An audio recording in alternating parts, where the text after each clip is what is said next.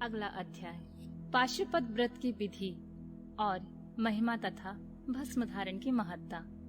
ऋषि बोले, भगवान, हम परम उत्तम पाशुपत व्रत को सुनना चाहते हैं, जिसका अनुष्ठान करके ब्रह्मा आदि सब देवता पाशुपत माने गए हैं। वायुदेव ने कहा, मैं तुम सब लोगों को गोपनीय पाशुपत व्रत का रहस्य बताता हूँ, जिसका अथर्वशीर्ष में वर्णन है तथा जो सब पापों को नाश करने वाला है। चित्रा से युक्त पौर्णमासी इसके लिए उत्तम काल है। शिव के द्वारा अनुग्रहित स्थान ही इसके लिए उत्तम देश है अथवा क्षेत्र। बगीचे आदि तथा वन प्रांत भी शुभ एवं प्रशस्त देश है। पहले त्रयोदशी को भली भांति स्नान करके नित्य कर्म करके संपन्न कर ले, फिर अपने आचार्य की आज्ञा लेकर उनका पूजन और नमस्कार करके व्रत के अंग रूप से देवताओं का विशेष पूजन करे। उपासक को स्वयं श्वेत वस्त्र, श्वेत यज्ञोपवीत, श्वेत पुष्प और श्वेत चंदन धारण करना चाहिए। वह कुश के आसन पर बैठकर हाथ में मुट्ठी भर कुश ले पूर्व या उत्तर की ओर मुख करके 3 प्राणायाम करने के पश्चात भगवान शिव और देवी पार्वती का ध्यान करे। फिर यह संकल्प करे कि मैं शिव शास्त्र में बताई हुई विधि के अनुसार यह पाशुपत व्रत करूंगा। जब तक शरीर गिर न जाए तब तक के लिए, अथवा 12, 6 या 3 वर्षों के लिए, अथवा 12, 6, 3 या 1 महीने के लिए, अथवा 12, 6, 3 या 1 दिन की इस व्रत की दीक्षा लें। संकल्प करके बिरजा होम के लिए विधिवत अग्नि की स्थापना करें। क्रमशः घी समिधा और चरु से हवन करें। तत्पश्चात तत्वों की शुद्धि के उपदेश से फिर मूल मंत्र द्वारा उन समिधा द्वारा सामग्रियों की आहुतियां दें। उस समय यह बारंबार यह चिंतन करें कि मेरे शरीर में जो ये तत्व हैं, ये सब शुद्ध हो जाएं। उन तत्वों के नाम इस प्रकार हैं: 5 भूत, उनकी 5 तन मात्राएं, 5 ज्ञानेन्द्रियां, 5 कर्मेंद्रियां, 5 विषय, त्वचा आदि, 7 धातु, प्राण आदि, 5 वायु, मन, बुद्धि, अहंकार, प्रकृति, पुरुष, राग, विद्या, कला, नियति, काल, माया, शुद्ध विद्या, महेश्वर, सदाशिव, शक्ति तत्व और शिव तत्व। ये क्रमशः तत्व कहे गए हैं। विरज मंत्रों से आहुति करके होता रजोगुण रहित शुद्ध हो जाता है। फिर शिव का अनुग्रह पाकर वह ज्ञानवान हो जाता है। तदनंतर गोबर लाकर उसकी पिंडी बनाए, फिर उसे मंत्र द्वारा अभिमंत्रित करके अग्नि में डाल दे। इसके बाद इसका प्रोक्षण करके उसी दिन प्रति केवल हविष्य खाकर रहे। जब रात बीतकर प्रातः काल आए तब चतुर्दशी को पुनः पूर्वोक्त सब कृत करे। उसी दिन शेष समय निराहार रहकर ही बिताएं। फिर पूर्णिमा को प्रातः काल इसी तरह होम पर्यंत कर्म करके रुद्राग्नि का उपसंहार करे। तदनंतर यत्न पूर्वक उनमें से भस्म ग्रहण करे। इसके बाद साधक चाहे जटा रखा ले, चाहे सारा सिर मुंडा ले, या चाहे तो केवल सिर पर शिखा धारण करे। इसके बाद स्नान करके यदि वह लोक लज्जा से ऊपर उठ गया हो तो दिगंबर हो जाए, अथवा गेरुआ वस्त्र, मृग चर्म या फटे पुराने चीथड़ों को ही धारण करे। एक वस्त्र धारण करे, कटी में मेखला धारण करके हाथ में दंड ले लें। तदनंतर दोनों पैर धोकर आचमन करें। विराजाग्नि से प्रकट हुए भस्म को एकत्र करके अग्निरीतनी भस्म इत्यादि 6 अथर्व वैदिक मंत्रों द्वारा उसे अपने शरीर में लगाएं। मस्तक से लेकर पैर तक सभी अंगों में उसे अच्छी तरह मल दें। इसी क्रम से प्रणव या शिव मंत्र द्वारा सर्वांग में भस्म रमाकर त्रयायुषम इत्यादि मंत्रों से ललाट आदि में अंगों में त्रिपुंड की रचना करें। इस प्रकार शिव भाव को प्राप्त हो शिव योग का आचरण करें। तीनों संध्याओं के समय ऐसा ही करना चाहिए। यही पाशुपत व्रत है जो भोग और मोक्ष देने वाला है। यह जीवों के पशु भाव को निवृत्त कर देता है। इस प्रकार पाशुपत व्रत के अनुष्ठान द्वारा पशुत्व का परित्याग करके लिंग मूर्ति सनातन महादेव जी का पूजन करना चाहिए। यदि वैभव हो तो सोने का अस्थितल कमल बनवाएं। जिसमें 9 प्रकार के रत्न जड़े गए हों, उसमें कर्णिका और केसर भी हो, ऐसे कमल को भगवान का आसन बनावे। धनाभाव होने पर लाल या सफेद कमल के फूल को आसन अर्पित करें। वह भी ना मिले तो केवल भावनामय कमल अर्पित कर दे। उस कमल की कर्णिका में पीठिका सहित छोटे से स्फटिक मणिमय लिंग की स्थापना करके क्रमशः विधि पूर्वक उसका पूजन करें। उस लिंग का शोधन करके पहले शास्त्रीय विधि के अनुसार उसकी स्थापना कर लेनी चाहिए। फिर आसन दे पंचमुख के प्रकार से मूर्ति की कल्पना करके पंचगव्य आदि से पूर्ण अपने वैभव के अनुसार संग्रहित भरे हुए सुवर्ण निर्मित कलशों से उस मूर्ति को स्नान कराएं। फिर सुगंधित द्रव्य कपूर, चंदन और कुमकुम आदि से वेदी सहित भूषण भूषित शिवलिंग का अनुलेपन करके बिल्व पत्र, लाल कमल, श्वेत कमल, नील कमल, अन्यान सुगंधित पुष्प, पवित्र एवं उत्तम पत्र और दूर्वा और अक्षत आदि विचित्र उपचार चढ़ाकर यथा प्राप्त सामग्रियों द्वारा महापूजन की विधि से उसमें मूर्ति की अभ्यर्चना करें। फिर धूप दीप और नैवेद्य निवेदन करें। इस तरह भगवान शिव को उत्तम वस्त्र निवेदन करके अपना कल्याण करें। उस व्रत में विशेषतः वे सभी वस्तुएं देनी चाहिए जो अपने को अधिक प्रिय हो, श्रेष्ठ हो और न्याय पूर्वक उपार्जित हुई हो। बिल्व पत्र, उपल और कमलों की संख्या 1,000 होनी चाहिए। अन्य पत्रों और फूलों में से प्रत्येक की संख्या 108 होनी चाहिए। सामग्रियों में भी बिल्व पत्र को विशेष यत्न पूर्वक जुटाएं, उसे भूलकर भी ना छोड़ें। सोने का बना हुआ एक ही कमल 1,000 कमलों से श्रेष्ठ बताया गया है। नील कमल आदि के विषय में भी यही बात कही गई है। ये सब बिल्व पत्रों के समान ही महत्व रखते हैं। अन्य पुष्पों के लिए कोई नियम नहीं है, वे जितने मिले उतने ही चढ़ाने चाहिए। अष्टांग अर्ध उत्कृष्ट माना जाता है। धूप और आलेप, चंदन के विषय में विशेष बात यह है, वामदेव नामक मुख में चंदन, तत्व पुरुष नामक मुख में हरिताल और ईशान नामक मुख में भस्म लगानी चाहिए। कोई कोई भस्म की जगह आलेपन का विधान करते हैं। दूसरे प्रकार के धूप का विधान होने से कुछ लोग प्रसिद्ध धूप का निषेध करते हैं। अघोर नामक मुख के लिए श्वेत अगरू का धूप देना चाहिए।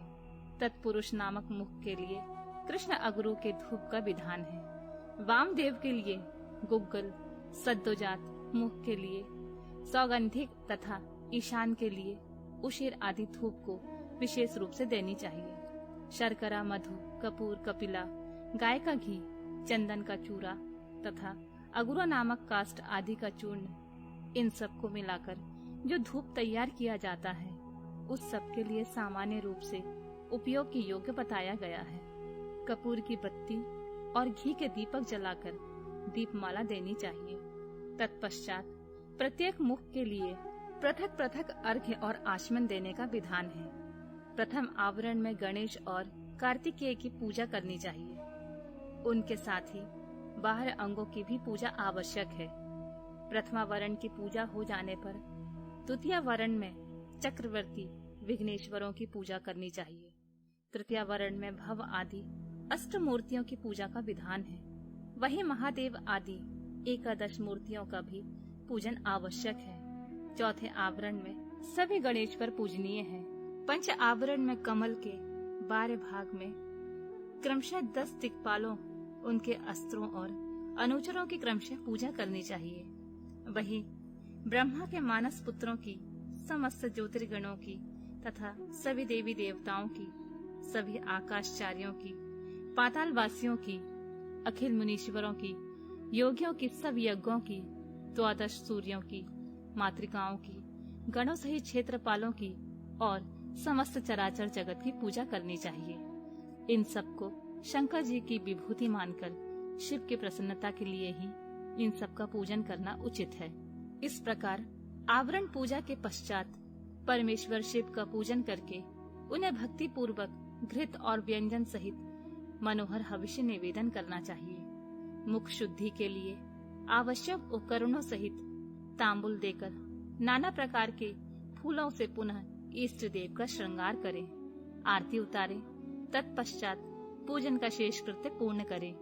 प्याला तथा उपकारक सामग्रियों सहित शैया समर्पित करें। शैया पर चंद्रमा के समान चमकीला हार दें। राजोचित मनोहर वस्तुएं सब प्रकार से संचित कर दें। स्वयं पूजन करें, दूसरों से भी कराएं तथा प्रत्येक पूजन में आहुति दें। इसके बाद स्तुति, प्रार्थना और जप करके पंचछरी विद्या को जपें। परिक्रमा और प्रणाम करके अपने आप को समर्पित करें। तदनंतर इष्ट देव के सामने ही गुरु और ब्राह्मण की पूजा करें। इसके बाद अर्घ्य और 8 फूल देकर पूजित लिंग या मूर्ति से देवता का विसर्जन करें। फिर अग्निदेव का भी विसर्जन करके पूजन समाप्त करें। मनुष्यों को चाहिए कि प्रतिदिन इसी प्रकार पूर्वोक्त रूप से सेवा करें। पूजन के अंत में सुवर्णमय कमल तथा अन्य सब उपकरणों सहित उस शिवलिंग को गुरु के हाथों में दे दें अथवा शिवालय में स्थापित कर दें।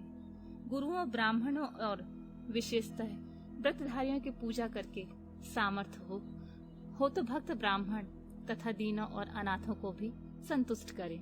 स्वयं उपवास में असमर्थ होने पर फल मूल खाकर या दूध पीकर रहें अथवा भिक्षान भोजी या एक समय भोजन करें। रात को प्रतिदिन परिमित भोजन करें और पवित्र भाव से भूमि पर ही सोएं।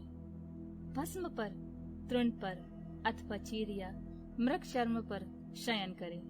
प्रतिदिन ब्रह्मचर्य का पालन करते हुए इस व्रत का अनुष्ठान करें। यदि शक्ति हो तो रविवार के दिन आद्रा नक्षत्र में दोनों पक्षों की पूर्णिमा और अमावस्या को, अष्टमी और चतुर्दशी का उपवास करें। मन, वाणी और क्रिया द्वारा संपूर्ण प्रयत्न से पाखंडी, पतित, सूतक में पड़े हुए लोग आदि के संपर्क का त्याग करें। निरंतर क्षमा, दान, दया, सत्य भाषण और अहिंसा पर तत्पर रहें। संतुष्ट और शांत रहकर जप और ध्यान में लगा रहें। तीनों काल स्नान करें अथवा भस्म स्नान कर लें। मन, वाणी और क्रिया द्वारा विशेष पूजा क्रिया करें। इस विषय में अधिक कहने से क्या लाभ। व्रतधारी पुरुष कभी अशुभ आचरण न करे।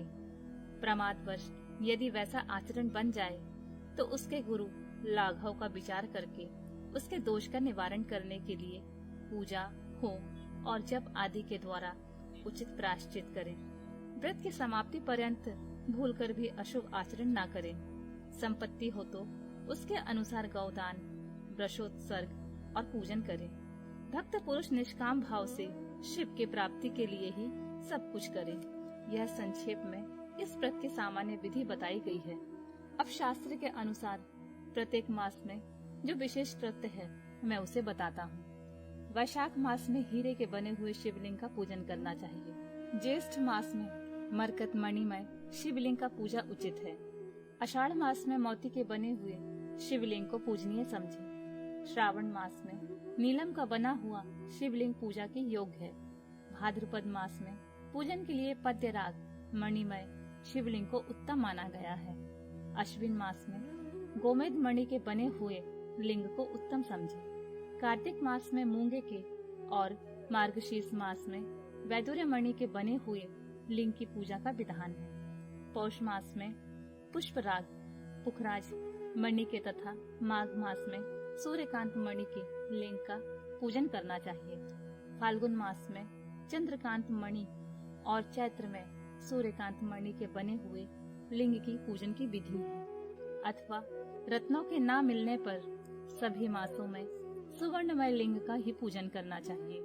सुवर्ण के अभाव में चांदी, तांबे, पत्थर, मिट्टी, लोह या और किसी धातु का जो सुलभ हो लिंग बना लेना चाहिए।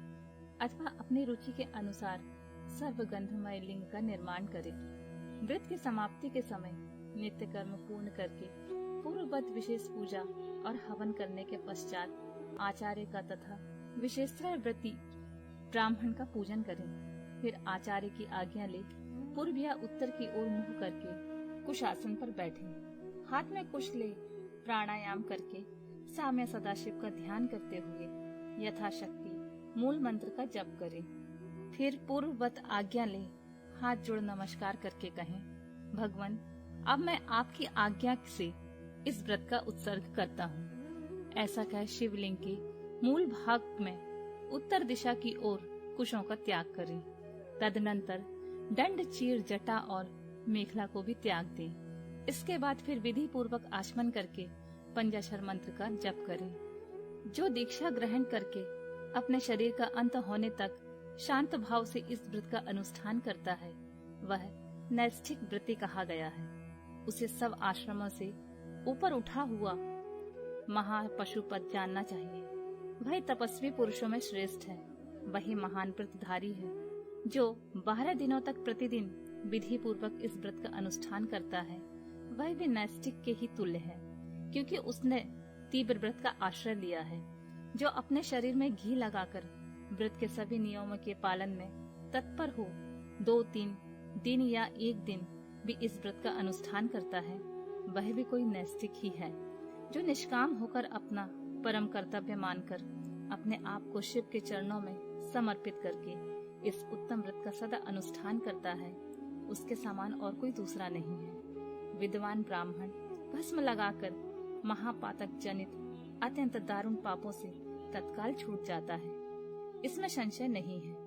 रुद्राग्नि का जो सबसे उत्तम वीर्य है वही भस्म कहा गया है। अतः जो सभी समयों में भस्म लगाए रहता है वह वीर्यवान माना गया है।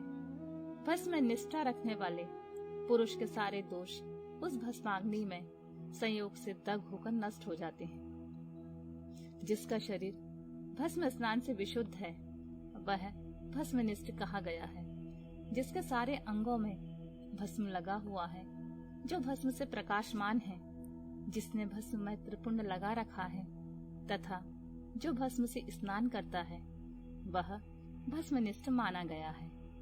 भूत, पेट, पिशाच तथा अत्यंत दुस्सह रोग भी भस्मनिष्ठ के निकट से दूर भागते हैं, इसमें संशय नहीं है। वह शरीर को भासित करता है, इसलिए भसित कहा गया है तथा पापों को भक्षण करने के कारण उसका नाम भस्म है। भूति ऐश्वर्य कारक होने से उसे भूति या विभूति कहते हैं। विभूति रक्षा करने वाली है, अतः उसका नाम रक्षा भी है। भस्म के महात्म को लेकर यहाँ और क्या कहा जाए। भस्म से स्नान करने वाला व्रती पुरुष साक्षात महेश्वर देव कहा गया है। यह परमेश्वर संबंधी भस्म शिव भक्तों के लिए बड़ा भारी अस्त्र है, क्योंकि उसने धौम्य मुनि के बड़े भाई उपमन्यु के तप में आई हुई आपत्तियों का निवारण किया था। इसलिए सर्वथा प्रयत्न करके पाशुपत व्रत का अनुष्ठान करने के पश्चात हवन संबंधी भस्म का धन के सामान संग्रह करके सदा भस्म स्नान में तत्पर रहना चाहिए।